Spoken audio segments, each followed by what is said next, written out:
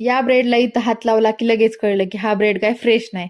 आज 9:30-10 वाजता वहिनींचा मला कॉल आला की मी सँडविच करते ये म्हणून. आता म्हणलं सँडविचचा विषय, थोडी सुद्धा लेट जायची रिस्क न करता मी पळत वहिनींकडे गेले. इथं वहिनींचं सँडविच करायचं चालू होतं. तर तुम्ही बघू शकता एका चीज स्लाइसचे वहिनींनी किती चिंदड्या करून टाकलेत. मी म्हणलं ते काय सँडविच मी खाणार नाही. वहिनी म्हणल्या मी पण नाही खाणार, ते सँडविच आपण देऊ भैय्यांना. मी म्हणलं चालतंय डन. इथं वहिनी 2 सँडविच भाजून घेत होत्या आणि या सँडविचच्या स्टफिंगची रेसिपी मी तुम्हाला सांगते, की याच्यात आम्ही टाकले टोमॅटो, काकडी, गाजर, थोडंसं बीट, आणखीन कांदा, थोडीशी कोथिंबीर. त्याचबरोबर आम्ही टाकले की मेयोनीज, चिली फ्लेक्स, ऑर्गॅन्झो आणि थोडंसं मीठ. तुम्ही काय ते चवीनुसार ॲड करू शकता.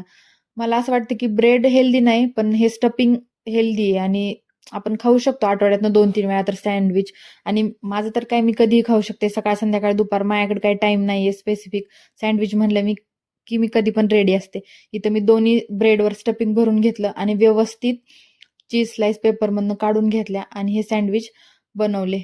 त्याच्यानंतर मी तव्याला थोडंसं तूप लावलं आणि त्याच्यावर हे सँडविच भाजून घेतले. तसे तर सँडविचची रेसिपी पण इझी आणि ते करायला पण इझी आणि खायला पण टेस्टी लागतं. मला तर सँडविच भरपूर आवडतं. सँडविचमध्ये पण कॉर्न वगैरे असेल ना, तर ते आणखीन खूप छान लागतं. तुम्ही आणखीन एक्स्ट्रा काही स्टफिंगमध्ये ॲड करू शकता. जसं की कॉर्न किंवा पनीर वगैरे. पनीर सँडविच पण खूप छान लागतं. नंतर मी तुम्हाला त्याची रेसिपी दाखवते. आणि मला थोडं क्रिस्पी आवडतं.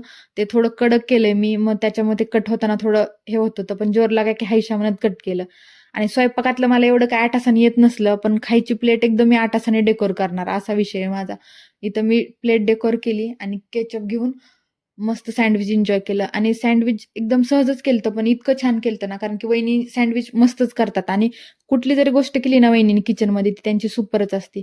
इथं मी हॉलमध्ये बसून निवांत सँडविच एन्जॉय केलं.